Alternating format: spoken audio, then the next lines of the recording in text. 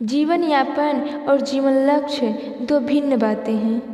प्रायः सामान्य लोगों का जीवन लक्ष्य जीवन यापन ही रहता है।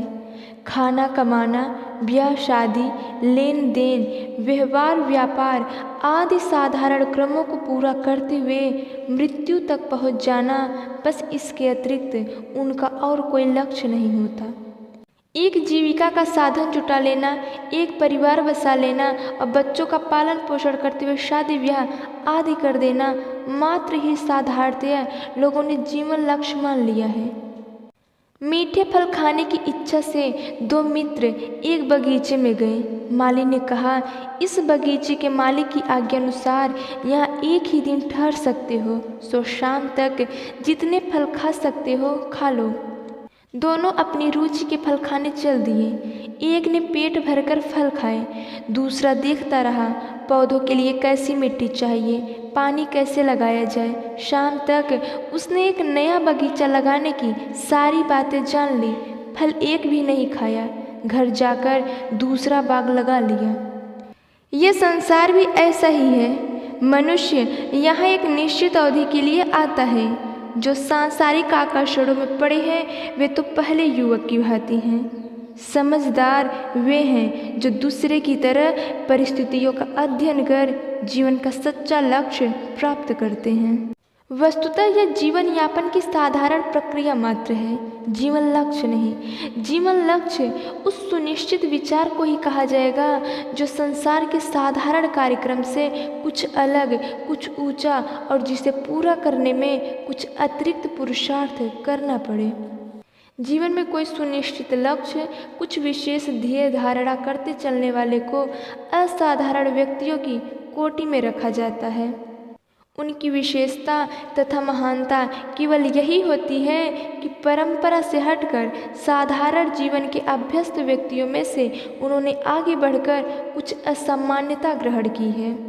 लोग उनको महान इसलिए मान लेते हैं कि सामान्य लोग समझी बूझी तथा एक ही लीक पर चली जा रही जीवन गाड़ी में न जाने कितनी दुख तकलीफें अनुभव करते हैं। तब उस व्यक्ति ने एक अन्य, अनजान एवं असामान्य मार्ग चुना है। उसका साहस एवं कष्ट सहनशीलता कुछ अधिक बढ़ी चढ़ी है।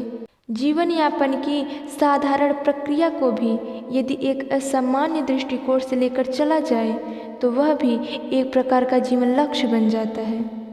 इस साधारण प्रक्रिया का असाधारणत्व केवल यही हो सकता है कि जीवन इस प्रकार से बिताया जाए जिसमें मनुष्य पतन के गर्त में न गिरकर एक आदर्श जीवन बिताता हुआ उसकी परिसमाप्ति तक पहुंच जाए, जिसमें जीवन को आहो, आंसुओं तथा विषादों से मुक्त करके हास, उल्लास, हर्ष, विनोद तथा उत्साह के साथ बिता लिया है। इसमें भी मानो सफल जीवन यापन का एक लक्ष्य ही प्राप्त कर लिया है। जिसने संतोषपूर्वक हंसते हुए जीवन परिधि के बाहर पैर रखा है उसका जीवन सफल ही माना जाएगा। इसके विपरीत जिसने जीवन परिधि को रोते, बिलखते, तड़पते तथा तरसते हुए पार किया, मानो उसका जीवन असफल ही हुआ। जीवन की सुंदरता, बाहरी वैभव, ऊंची कोठी, सजे कमरे, सुंदर वस्त्र, परिपूर्ण तिजोरियां और रूप रंग से भरी रंगरेलियां में नहीं, मनुष्य के आंतरिक संसार में हुआ करती है। जिसके गूढ़ कर्म स्वभाव जितने ही सात्विक होंगे उसका जीवन उतना ही प्रसन्न, उतना ही सुंदर होगा।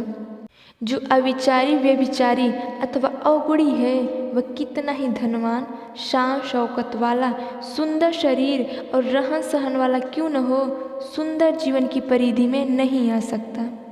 इसके विपरीत जो सामान्य स्थिति का है, गरीब है, सुंदर शरीर वाला भी नहीं है परंतु शिष्ट, सभ्य, सुशील, संतुष्ट और शांत है तो वह अधिक सुंदर जीवन वाला कहा जाएगा।